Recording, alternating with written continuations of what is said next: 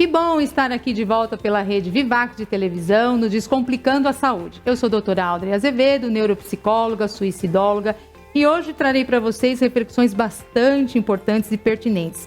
A importância da saúde mental nas escolas, tanto nos alunos quanto nos profissionais das escolas, no corpo docente.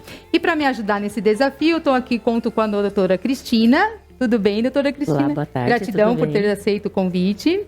E a doutora Maria Lúcia. Tudo bem, doutora? Olá, tudo Gratidão. bem.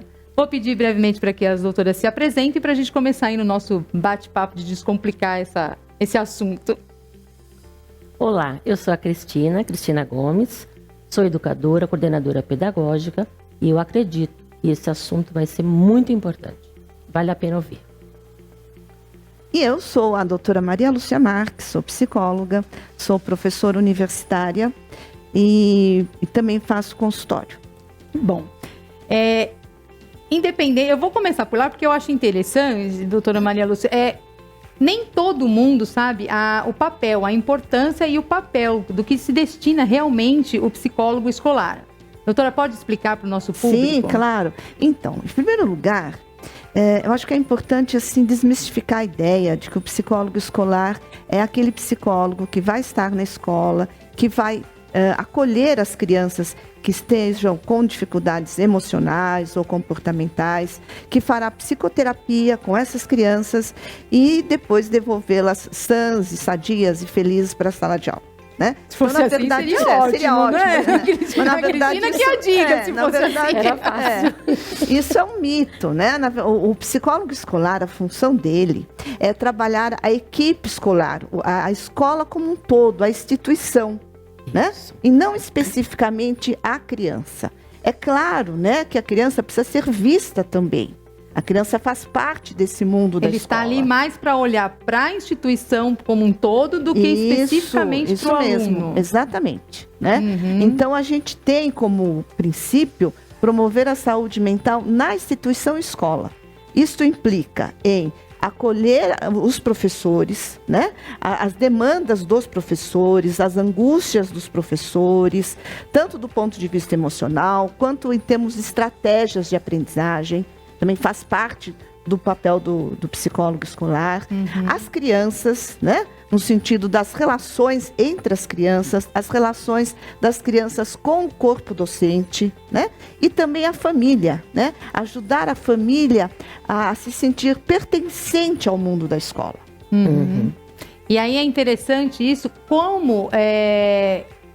é a hora ali, qual é o marco onde fala assim, não, um professor precisa de uma palavrinha ali com o psicólogo escolar, ou o diretor, ou o aluno. Quando que a gente detecta? Eu acho que é uma linha muito tênue, mas vai muito de estar observando, né? O seu professor, olhar o tempo todo para ele, porque a gente, sem perceber, a gente sinaliza as coisas. Sem dúvida. E o profissional que está atento capta isso. E de quem é essa responsabilidade? Eu acho que de toda a equipe diretiva da escola. Tá. Vai aí pelo psicólogo, coordenador, os gestores da escola, os diretores, né? Porque se o professor começa a se manifestar de forma inquieta, comportamentos oscilando, digamos, fora ali do normal dele, da realidade dele. Estresse, angústia, ansiedade, isso se reflete na sala de aula. Sim. Uhum. E aí o que acontece? O aluno também capta isso. Sem dúvida. E aí você vê que o seu professor está adoecendo. Eu acho que é nesse momento que entra a parceria, aquela relação se torna mais forte, porque o psicólogo entra para auxiliar, para dar o equilíbrio, ouvir o professor. Às vezes ele precisa ser ouvido. Sim.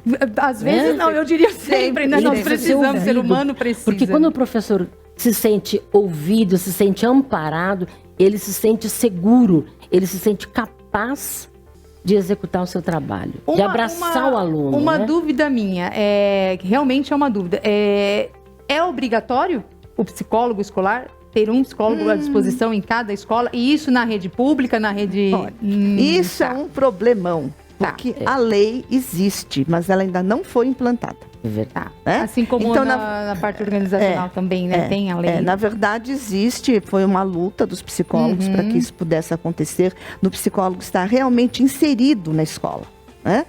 E essa lei acabou sendo aprovada em 2019, deveria ter sido implantada em 2020, mas até agora não temos. Gente, olha que interessante, Isso seria para as escolas públicas, tá? E não necessariamente para as escolas privadas. Isso seria o ideal, né? Seria o ideal. Mas a gente ainda está longe disso, Sim. não é, Maria Lúcia? Agora esperamos que realmente essa lei seja cumprida. E se não tem a lei não entrou em vigor ainda, como funciona então essa interação?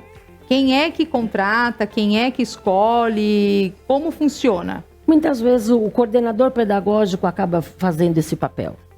Tá. Ele acaba fazendo essa ponte entre a direção, o corpo docente e o corpo discente, o aluno. Sim. E ainda tem que trazer junto a família.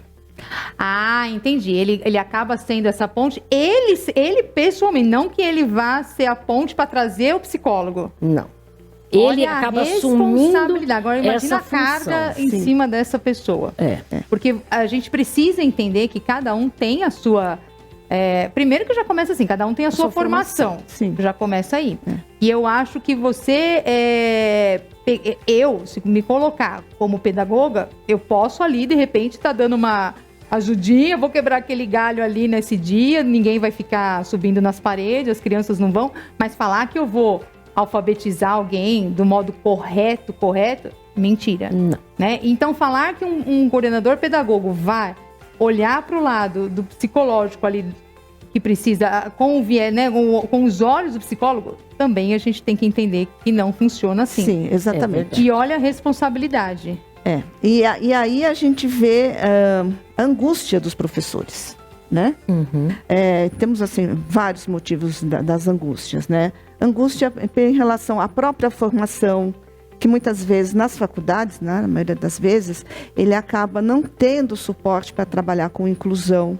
E a inclusão é uma realidade, é necessária, é fundamental, mas ela precisa ser entendida. O professor precisa ser acolhido nesse papel de quem está fazendo a mediação nessa inclusão. Então, gente, é necessário, é urgente que tenha um espaço semanal de escuta desses professores. Que esses professores não só possam aprofundar os conhecimentos que eles tiveram na graduação, né? Em termos dos transtornos, né?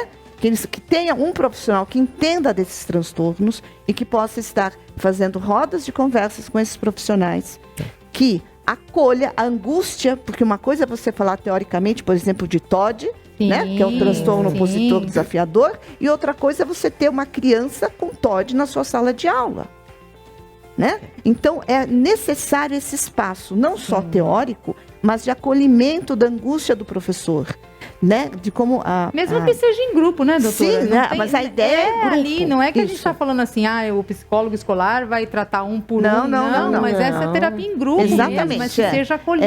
Então, a ideia não é atender as crianças individualmente. Nem professores, Não, sempre os em professores. grupo. Não. Bacana. É sempre uma roda de conversa onde se permita a circulação das vivências, das experiências, do conhecimento e o acolhimento, não só do psicólogo em relação a esses profissionais, mas dos próprios profissionais da educação, aprendendo a se acolher mutuamente. Verdade. E a doutora Cristina pode falar um pouquinho dessa questão, né, nessa falta? Qual é o peso desse coordenador pedagogo? Olha, a sala de coordenação é um espaço interessante, porque é um espaço onde o aluno vem desabar. Ele vem conversar, ele vem contar coisas que às vezes ele não conta em casa. Sim. E isso sem já atrapalhando, sem cortar, já cortando, é independente da faixa etária, né? Quando a gente fala de aluno, é independente Sim. da faixa etária. Independente, a gente tem desde os menorzinhos até os adolescentes. Eles veem na figura da coordenação alguém com quem eles podem conversar, confiar, partilhar, pedir ajuda, pedir conselho. Sim. Né? Então, a sala de coordenação é esse espaço para eles. Então, a figura do coordenador tem que ser aquele que abraça, aquele que acolhe, que não rotula, aquele que não impõe, mas aquele que está aberto a ouvir. Então, vem conversar, vem falar. E aí, desta fala, o coordenador, junto à equipe diretiva, junto aos professores e às vezes até a família, busca soluções. Busca auxílio, busca ajuda de um profissional mais específico. Então ainda não tem, para o nosso público entender, ainda não tem nas escolas. Em algumas escolas tem, né? Existe assim, algumas escolas particulares tem psicólogos escolares, sim, tá? Nas particulares e algumas prefeituras de São Paulo também tem psicólogos, né? Prefeituras do estado de São Paulo. Mas não é em todas. Por exemplo, a prefeitura de São Paulo não tem psicólogo. Interessante isso, né? Olha como pode, sendo que parte do psicólogo, né? Tudo cai no psicólogo. A saúde da pessoa em si, do indivíduo, do ser humano, acaba caindo ali no colo do psicólogo. Mas, agora, uma coisa que eu ouvi de uma paciente minha, que eu achei extremamente errado, vou colocar aqui esse termo, mas eu não gosto do termo certo e errado, mas só para o nosso público entender. Ela fala que ela é professora daquele período de primeira a quarta série, que agora mudou. É fundamental das séries iniciais. Isso. E aí tem uma criança autista na sala. E uma autista e uma Down na sala. É uma escola pública, né? É permitido, assim... Ok, se tá lá é porque é permitido, fizeram a matrícula, tudo bem. Qual é a opinião das doutoras nessa questão? Uma professora, uma pedagoga, ter no meio de 25 alunos, um autista e um Down? Primeiro que assim, não é uma questão de permitir ou não, isso é a lei da inclusão. Então, de acordo com a lei da inclusão, isso é um fato. Bom, o aluno está na sala de aula. O outro lado da questão é, esse professor está qualificado para receber este aluno? Sim. Ele tem formação específica para lidar com este aluno? Eu devolvo a pergunta para a doutora que trabalha lá. Não. A resposta é não. O professor não tem. E aí, o professor se angustia, porque ele fica sem saber como lidar com aquela criança que precisa de atenção, que precisa de apoio, que precisa de estar se sentindo incluso no meio. Sim. E aí um outro grupo de alunos que tem um ritmo diferenciado. Foi o que ela relatou. E o professor fica tentando mediar, fica tentando se dividir. E é claro que ele não consegue fazer um trabalho de qualidade. Foi o que ela relatou. Ela falou, doutora, que ela faz terapia, ela fez, doutora, eu tô no meio do ano e eu não consegui realizar o que eu deveria realizar em um mês. Porque eu não sei para quem eu corro ali. Então era uma... Mas, veja, o problema não é a criança de inclusão. Sim, o problema é a falta política. de estrutura da escola para que acolha essa criança, que é um direito, sim, dessa criança, é um direito dessa família. E se esse trabalho for bem desenvolvido, todos têm ganho. Você aprende a trabalhar com a alteridade, com a diversidade. Sim. É fundamental uma sociedade que respeite as pessoas diferentes, que não haja exclusão. E isso nada... Olha que beleza se as nossas crianças já crescessem com essa consciência. Sim. Mas o que está acontecendo, pelo que eu entendi, ela relatando, não é bem isso, né? E a nossa realidade é um ficando mais revoltado com o outro, porque, por que esse pode, por que eu não posso? E aí a gente entende que não é a criança. A criança não é desafiadora, ela não tá lá sendo desafiadora, não tá desafiando. Na verdade, assim, é o que a Cristina falou, olha o despreparo. E também não é culpa do profissional. Com certeza. Porque se ele fosse fazer psicologia, ele teria ido fazer psicologia. Ele não é a formação dele, talvez uma especialização, mas precisaria, antes dessa inclusão, ter essa especialização. Então... Não tem culpas nem culpados, porém todos perdem. Sim, exatamente. Sim. Por isso, assim, eu bato na tecla de novo, que o papel do psicólogo não é fazer atendimento clínico, é justamente trabalhar com esse desafio que as escolas enfrentam. E esse desafio é de todos, é das crianças, dos professores, do corpo docente, da coordenação, dos pais, da criança, né, de inclusão, que muitas vezes se sente assim meio que ameaçado até pelos outros pais, sabe? Se sente fora. deve ser um Diminuído, sofrimento muito né? grande você ter um filho de inclusão, onde você vê muitas vezes que ele não é bem visto naquele ambiente. Sim. E é um direito dele sim estar nesse ambiente. Sim, sim. Né? Mas ao mesmo tempo é um direito e é uma preocupação, né? É. Quando ele Sim. se depara com deixando um filho num ambiente não preparado, aí automaticamente ele às vezes se culpa porque ele vai cobrar mais preparo, Sim. sendo que essa mãezinha, às vezes esse paizinho nem sabe que preparo que ele tem. A gente tem muito isso na Então, nossa Audrey, sociedade, né? Então, e aí entra um outro papel do psicólogo escolar, que é fazer o atendimento dos pais, Uhum. né? Quando eu falo atendimento, não é psicoterapia, tá? Mas é roda de conversa onde esses pais possam estar compartilhando as experiências deles, enquanto pais de crianças de inclusão, Verdade. né? Então é fundamental, mas isso não pode ser uma coisa esporádica.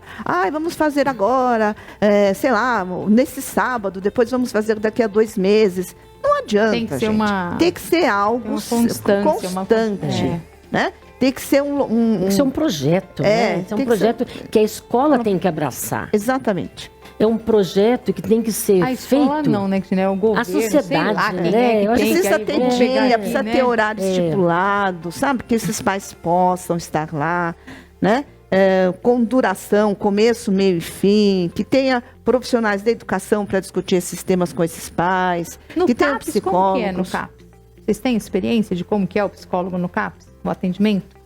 Então, no CAPS, o psicólogo, ele atende, assim, as crianças em grupo, normalmente. Tá. Mas aí já é obrigatório. E tem, né? Sim, Em aí é todos. atendimento. Aí tem. Tá. Né? Tá.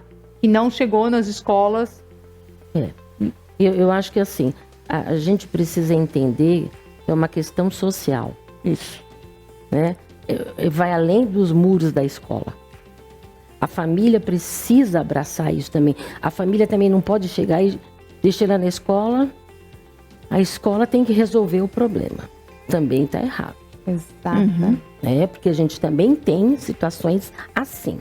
Muitas. Então a gente precisa também entender e deixar claro para os pais que eles têm que estar junto com a escola e não terceirizar. A escola tem profissionais capacitados, a escola vai trabalhar, meu filho vai ter que voltar bem, no formatinho adequado. Não é assim que funciona. Eu acho que os pais também precisam Olha a importância. né? abraçar Sim. essa questão.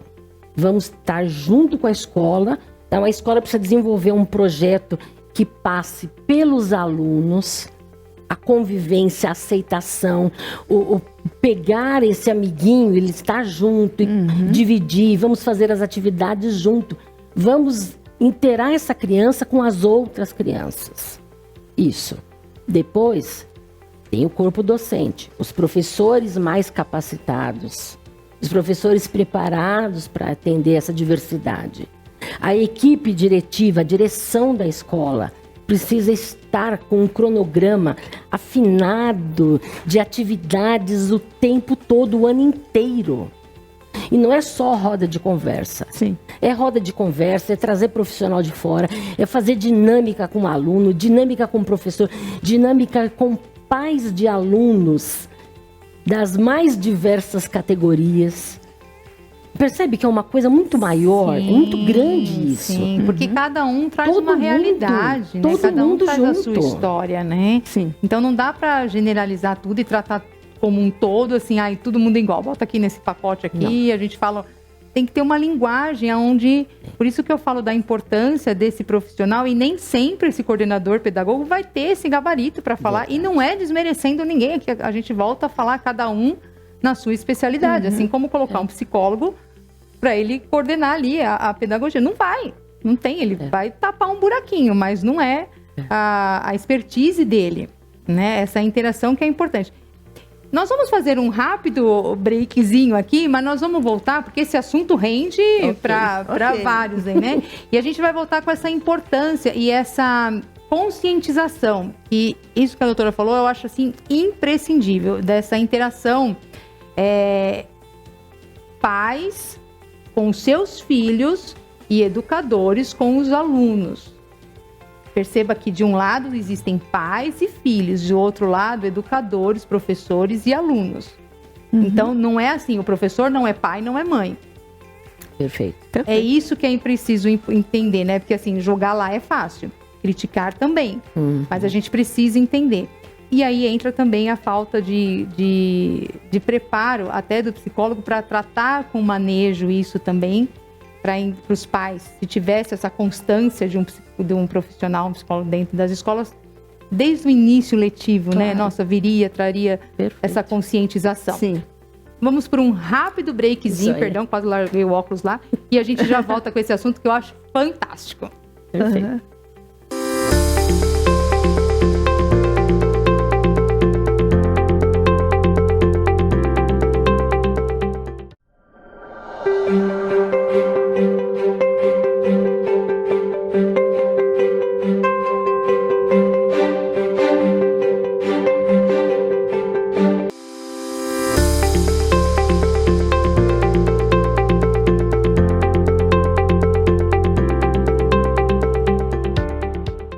Que bom estar de volta aqui com você pela Rede Vivac de televisão no Descomplicando a Saúde. Sou a doutora Áudrea Azevedo e hoje aqui comigo nesse desafio, a doutora Cristina, a doutora Maria Lúcia, falando da importância da saúde mental nas escolas, nos nossos alunos, no nosso corpo docente, discente. E agora a gente vai falar dessa importância, dessa interação, né, desse peso que tem esse, que eu fiquei sabendo, né, agora por vocês, que esse coordenador pedagógico recebe essa carga Verdade. de ser o psicólogo na falta de. É. Fala um pouquinho pra gente. Na verdade, assim, ele acaba se tornando mais um amigo, um profissional que acolhe, que ouve, que abraça e que depois filtra tudo isso para poder encaminhar para o profissional, né? Então, o coordenador, muitas vezes, ele tem o título de coordenador pedagógico, mas ele é muito além disso, porque o que menos interessa naquele momento é a parte pedagógica. Eu acho que na hora da cobrança vem a coordenação, Né? vem o título de coordenação, Aí não tem jeito. não é verdade? Mas eu acho que assim, às vezes o coordenador, ele também ouve o professor, que o professor também chega angustiado. Sem dúvida. O professor também chega se achando incapaz, incompetente. Sem dúvida. E aí, muitas vezes, o professor adoece. O professor entra em depressão. O professor começa a se questionar enquanto profissional. Exatamente, da sua Então, própria competência, né? É esse momento que o coordenador ouve, acolhe, filtra para encaminhar para um profissional. Quem cuida da saúde mental do coordenador pedagógico? Então, ele auto se cuida, né? É bem Não, assim. porque se ele é o psicólogo da instituição, e quem É é verdade. que é o psicólogo, né? Na verdade, assim, Não ele, tem, né? ele Exato. busca ajuda, ele busca partilhar um pouco na figura do diretor, Entendi. que muitas vezes também é um parceiro, Uhum. né? É alguém com quem ele troca experiência e acaba gerenciando algumas situações com orientação do Vai se diretor. empurrando, né? Vai se Né? empurrando. e Mas ele precisa urgentemente dessa figura, Sim. Olha que é a que figura importante. do psicólogo. E É falando... importante hoje. Sim, sim. E falando da saúde mental do professor, a gente vai trazer aqui um assunto extremamente também delicado, mas importantíssimo, entre pais, filhos, professores e alunos. Porque, não sei quem está me assistindo, se vai concordar ou discordar, mas nós vemos aí uma grande maioria de pais que acham que, olha, eu tive o filho coloquei meu filho na escola, acabou o meu problema. Acabou a minha preocupação, não diria nem a preocupação, a responsabilidade. Então ele pega aquela criança, troca, leva para a escola e a criança tem que voltar alinhadíssima. Tanto na educação, no caráter, quanto na alfabetização. Quando Bem é um assim. conjunto, deveria ser a alfabetização. Mas é um conjunto, como lidar? Eu acho que a primeira coisa é assim, a gente precisa deixar muito claro a função da escola e a função da família. Os pais hoje estão terceirizando a educação dos filhos. Não a alfabetização. Não o letramento, a alfabetização. Exatamente. A escola, ela está assumindo um papel que não é dela. Só que quando ela assume, às vezes o pai não gosta do resultado. Às vezes ele não aceita ele não aceita uma atitude mais firme, mais dura da escola. Porque aí ele diz, esse papel é meu. Então, muitas vezes, a gente tem um conflito de interesses nesse meio campo. Porque o pai terceiriza, deixa lá, quando a escola age, peraí, não gostei da sua atitude em relação ao meu filho. Então, a gente precisa deixar muito claro para os pais também que a função deles é educar. A escola faz o letramento, faz a alfabetização, ensina os conteúdos e etc, etc, etc. Tem a questão da socialização na escola? Bom, sem dúvida que tem. Mas os pais precisam entender a função deles. Qual a sua opinião? Então, eu concordo plenamente, né, com a doutora Cristina e acho, novamente, a importância desses pais estarem presentes na escola. Né? Sempre. Presentes assim, no sentido não só de levar e buscar o filho, muitas vezes a criança vai de transporte escolar, tal, mas presentes participando, sabendo qual é o projeto pedagógico dessa escola. Isso. Né? Toda escola tem um PPP, é um projeto político-pedagógico, né? Que ele é público, deveria ser público, os pais deveriam ter conhecimento, os pais acesso, os pais não têm. Verdade. Tem pais que nem sabem que isso existe. Né? E nesse PPP tem a história da escola, tem os objetivos, tem a questão do que pode e o que não pode fazer, os projetos que deram certo, os que precisam ser realinhados. Né? Isso se os pais quiserem olhar, é direito do pai. A escola tem que mostrar, tem que abrir, tem que mostrar tal. Mas os pais nem sabem que é o direito que eles têm. Não sabem, né? Eu sou professora, como eu já falei, né, universitária. Quando eu falo isso na sala de aula, os meus alunos, muitos deles que são pais, ficam assim, nossa, eu nunca soube que isso existia. Né? Eles foram alunos durante toda uma... Sim. Chegaram na graduação, nunca souberam que nas escolas deles isso é importante existia. a gente falar, né, gente? Né? Aonde você chegue, você passou por um professor, por um pedagogo, você passou. Sempre. Então, assim, esses pais que pegam esses filhos hoje e entregam e colocam essa responsabilidade, olha a importância da saúde mental dele, emocional, porque assim, a gente percebe esse desequilíbrio nessa hora que a gente fala assim, poxa, ele também foi uma criança. Sim. E ele está deixando ali. Então, por isso que eu volto a falar que não existe certo e errado, né? Não existe culpa nem culpado. Mas a necessidade desse profissional, dessa conscientização. Então, Verdade. E aí esses pais, dentro dessa escola, eles poderiam se apropriar, né, dos projetos dessa escola, da necessidade dessa parceria família-escola, dos limites dessa relação, da responsabilidade tanto dos professores quanto dos pais em relação a essa criança, que é um ser que está em desenvolvimento, que necessita tanto da família quanto da escola. Correto. Então, mas isso não se faz As eventualmente. reuniões de Isso pais, precisa como ainda ser algo... existem? Sim. E às vezes é um problemão. A maioria das Sim. E por que é um problemão? É um problemão porque muitas vezes é um momento em que o professor tenta laçar esse pai que nunca apareceu na escola, né? E ao invés da reunião de pais ser um momento de troca, né, de experiência, acaba sendo um momento de, entre aspas, lavagem de roupa suja, né? Então, muitas vezes, infelizmente, né, alguns professores, eles expõem as crianças e expõem os pais. Então, primeiro fala um pouquinho sobre o que aconteceu. Ainda é separado as reuniões de pais e mestres? Ainda só entra os pais? Ou agora, Não. porque na minha época só entrava os pais. Não. Agora entra... Tranquilo. Entra todo mundo e aí fala assim... As crianças juntam.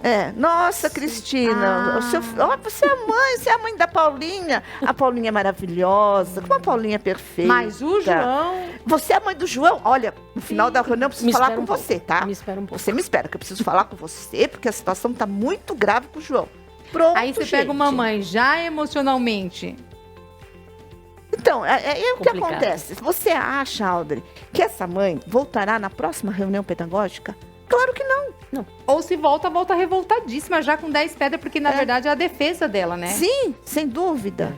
Agora, como isso se quebra? Se quebra tendo contato mais próximo, sabe? Tendo momentos, não de, sabe, de rivalidade, mas momento de parceria. Sim. E isso precisa de tempo, precisa de local, precisa, né, de Nas disponibilidade dos pais também. Também Também, tem isso. porque tem Isso pai é assim. Importante. Tem muitas reuniões que acabam ficando esvaziadas, não só por manejo não muito adequado, né, da escola, mas muitas vezes porque os pais falam, meu filho não precisa, eu não vou. É interessante isso, que às vezes a gente vê determinadas instituições, determinados exemplos, e a gente fala, nossa, que rigidez, né? Uhum. Mas eu, durante 15 anos, eu fui madrinha de uma creche, enfim, de uma ONG, e era uma creche vai de 7, TCA que fala, né? Vai de 7, acho que a 13, 14 anos, 15, uma coisa assim. E é uma escola mesmo, onde eles têm aula, cada um no seu período tem aula. E ali se tinha, assim, dia de pai, dia de mãe, dia do casal. Então, assim, não era nem mensalmente, gente, era semanalmente. Quando eu fui conhecer o projeto, eu falei, nossa, né? Os pais vindo na escola semanalmente. Aí você acha até uma coisa assim, não podia ser uma vez por mês, né? Mas olha a importância. Sim. Então, você fica a par de todo mundo que tá estudando com o seu filho.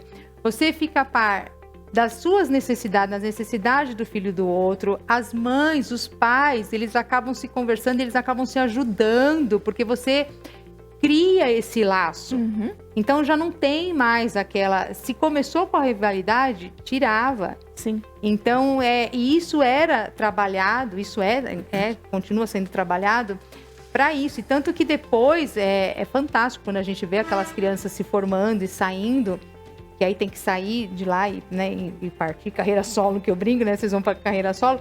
Mas assim, o ser humano que ele se tornou. Aquela criança que entrou naquela creche, que não tinha condições de se alimentar em casa. Então, ali, ela buscava ali a comida, o alimento. E ela sai de lá um ser humano, não só alfabetizado. Mas olha a importância do trabalho, dessa conscientização, dessa interação. Sabe, eu vejo uma dificuldade muito grande, porque nós temos muitos pais jovens hoje. E os pais jovens, alguns pais jovens, a gente não pode nunca generalizar, mas alguns pais jovens não querem dispor do tempo livre deles para ir à escola. Foi por isso que eu achei interessantíssimo quando eu vi esse projeto, já faz um tempo, semanalmente. Eu falei, gente, fantástico. Isso é um sonho, isso é utópico. Fantástico. É um sonho. Pais que estão o tempo todo na escola. Imagina, Maria Lúcia? Sim. Que delícia. Seria o tempo todo. Mas infelizmente... Juntos. Olha como que é a nossa mentalidade, né, da nossa sociedade. Infelizmente, assim, você vê que muitos acabam indo no início, logo ali no início, porque, olha, se não vier, não ganha a sacolinha de Natal. Se não vier, não coisa assim. Então, a princípio, se tem a determinadas... Depois... discorre normalmente, mas que fosse um projeto onde as escolas também tivessem esses, olha, se não vier não tem isso, sabe? Que nem criança, olha, se não fizer não vai comer o bolo, né? Mas que tivesse esse projeto, que pudéssemos levar, porque, olha, assim, e cada um na sua sala, cada um, né, ali, nós temos quase 340. Eu vou falar e depois a gente fica, né, do projeto da ONG Amigos do Bem. Então, onde eles têm as creches, e eu fui 15 anos madrinha do CCA 3. E é fantástico, gente. Não é porque é do Amigos do Bem, é porque são profissionais treinados e capacitados para essa interação. Então, e aí você treina... então, você imagina 15 anos treinando essas crianças. Olha quantas crianças no futuro, quantos alunos... esses filhos dessas crianças de 15 anos dentro dessa creche, olha como eles vão se tornar. Com certeza não vai ter esse tipo de problema que a doutora falou. É verdade. De pais jovens que tem, porque olha o exemplo que eles tiveram. Sim. Eles sabem da importância dessa interação, de estar ali junto. Então perceba a diferença. Aí é onde eu vou jogar aqui, não só para o público de casa, mas para as doutoras também, e para todos nós, né? Por onde começar?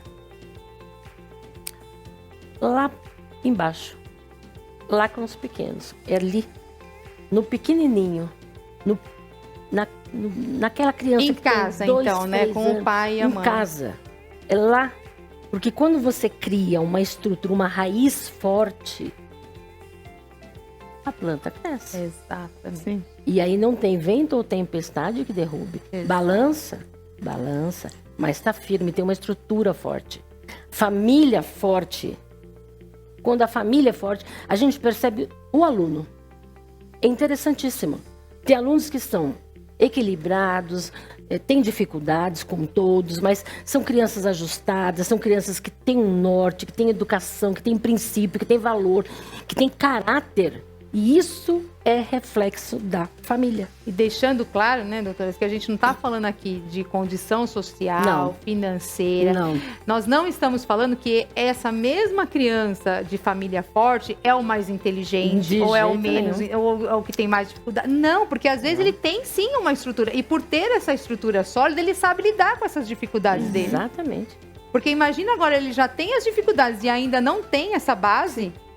Imagina muitas das nossas crianças são agressivas e a gente sabe disso. Muitas das nossas é apenas um reflexo da dor. Olha, é um escudo. Sim. Eu É um vou grito, atacar né? para não ser atacado. Exatamente. Sim. Eu vou, né? Então assim, É. só que isso também acontece muito com os pais. Também. Sim, com Também certeza. acontece. E aí a gente vai, né? É aquela escadinha, né? É o efeito dominó. E aí imagina esses professores também tendo que lidar com essa dor dessa criança. Que não é uma só por sala, porque se fosse cuidar de uma só, ainda mais. Quantos tem hoje em dia numa sala? 30, 40. Nessa faixa. 30, 40 crianças, cada um com a sua história, cada um com a sua dor, Com a sua família. com a sua família, com a sua bagagem. Para um professor? Para um. Não tem nenhum ajudantezinho? Não. Essa é a realidade de escola pública, né? Eu acho que é bom também trazer a Tá. realidade das escolas privadas, que é um pouco diferente. Teria Nas o quê? Teria um nas escolas ajudante ou teria privadas- menos alunos? Não, nas Menos escolas alunos. Menos alunos, alunos, e nas escolas privadas geralmente tem 20 alunos, né? Tá. 25. Tem o professor e o professor assistente, Tá. né? E vale lembrar, né, doutora, que o professor formado que dá aula na escola particular é o mesmo formado que dá aula. Então, assim, não é essa, não é esse a questão. A questão não é assim que o professor de colégio particular, ele é melhor ou pior do que o professor... É o mesmo professor. Exato, porque às vezes a gente olha e fala assim, ai, a educação, a alfabetização, né, na escola particular funciona. É uma questão de estrutura. Exato, como o médico do recursos. SUS Exatamente. e o médico de um... É médico. É um médico, É gente. médico. A faculdade, a formação é a mesma. Sim. Acontece que é o apoio ali, a rede de apoio, o que ele tem, o material, Exatamente. a estrutura que ele tem para trabalhar, os recursos que ele tem para trabalhar. Aí é lógico, é óbvio que a gente vai até para um outro campo, que as crianças que a gente atende aqui numa periferia, é óbvio que tem um déficit ali, uma carência tão grande, né, que às vezes chegam um pouco mais emocional. Mas eu conheço milhares de crianças de uma estrutura extremamente financeira ótima e que também tem as mesmas emoções dilaceradas. Sim. Ou até não mais, porque aí eles entendem, nossa, por quê? Porque aí os pais que têm um poder aquisitivo melhor, eles falam assim, nossa, mas eu dou tudo pra ele. Não sei por que ele é revoltado, assim, porque o outro, ele já é olhado e fala, eu entendo, até porque no caso da revolta dele, não tem o pai, não tem a mãe. A minha irmã é pedagoga e professora, então ela fala, Aldi, ela me chama de Aldi, ele chega lá e contando assim, meu pai saiu da cadeia e aí bateu na minha mãe no primeiro dia, eu achei que ia ter festa. Eu falei, meu Deus do céu, se eu ia escutar isso, cada um na sua área, tá vendo, cada um. Porque agora olha a realidade do professor. E eles contam, às vezes, tão naturalmente na sala Naturalmente, de ela aula. fala isso. Ela fala que é uma... E aí o outro natural. que escuta do lado, se ele tiver a mesma dor, ele já começa a chorar. Mas se ele tiver a mesma raiva, porque a gente sabe que dependendo da emoção, de como chegou nele, ele pode ouvir, ou ele vai ficar com raiva, ou ele vai chorar, ou ele vai ficar agressivo. Também. Se esse que contou recebeu uma risada, por exemplo, se ele percebem que riram, ele vai ter uma reação.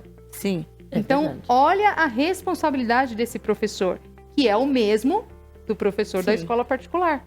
E aí você pensando em termos de grupo, né? O quanto é importante também rodas de conversa com essas crianças, com esses adolescentes, né? Porque por que ri?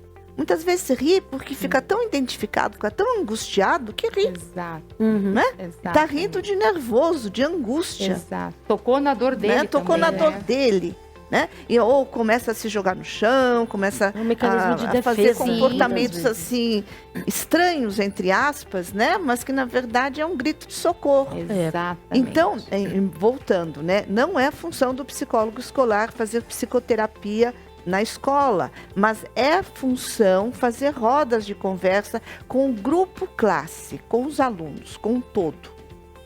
Que não vai tratar do papel do João, a dificuldade do João, ou da Maria, ou da Kátia. Não. Mas das relações entre a classe, entre os elementos da classe. E é uma maneira de você prevenir, né, atos de bullying, ou de agressividade, né? É o que a Cristina falou, essa criança sendo alicerçada, muito bem alicerçada ali, ela previne tantas e tantas ali violências Sim, é verdade. e tudo, por exemplo, porque ele vai se tornar, é o que eu falo dessa ONG, tipo assim, ali se torna e se forma realmente seres humanos. Por quê? Porque é isso, ser humano é isso, é você se sensibilizar, é você Sim. olhar como um todo. Eu não posso ficar feliz se eu te vir infeliz. Então não é isso que ali se ensina e que eu acho que deveria ser.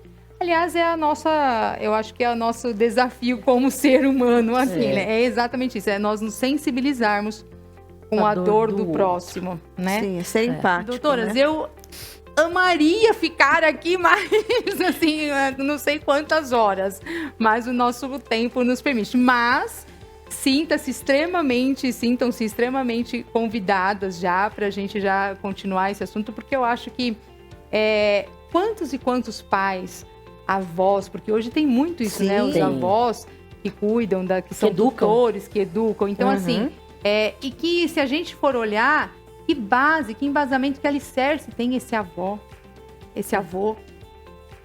Se nem os pais, imagina lá atrás, esse avô, como que era? Tem uns que nós vamos pegar aí, que era da época da palmadinha, né? Da reguarda ali. Então, imagina, como que ele consegue ouvir um pedagogo falar um não, de repente, e quantos também não tem ainda, não existe aquele estigma do psicólogo. Mandou meu filho pro psicólogo, nossa, o psicólogo chamou os pais, não tem algum problema assim, a pessoa já se sente já é ridicularizada perante outros. A gente sabe que tem isso. A nossa sociedade ainda não entende de fato qual é o papel do psicólogo. E já acha que é para loucura, já acha que é para... Não é verdade? Sim, então, sim. sintam-se extremamente convidadas para voltar e para a gente continuar a estender aí esse assunto que eu acho que é de extrema valia, não só para nós trocarmos essa experiência, como para o nosso público. Obrigada. Gratidão, Obrigada. de verdade. E para você que gosta do assunto, procurem nas redes sociais da Rede Vivac de televisão, as redes sociais da doutora Cristina, da doutora Maria Lúcia. E é o que eu sempre falo, repito, e não vou cansar de falar. Se vocês acompanharem as postagens, né, o conteúdo que é colocado, vocês acabam se tratando, vocês acabam tendo inúmeros aí despertares só ali por nos acompanhar.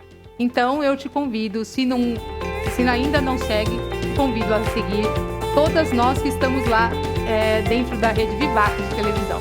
Gratidão.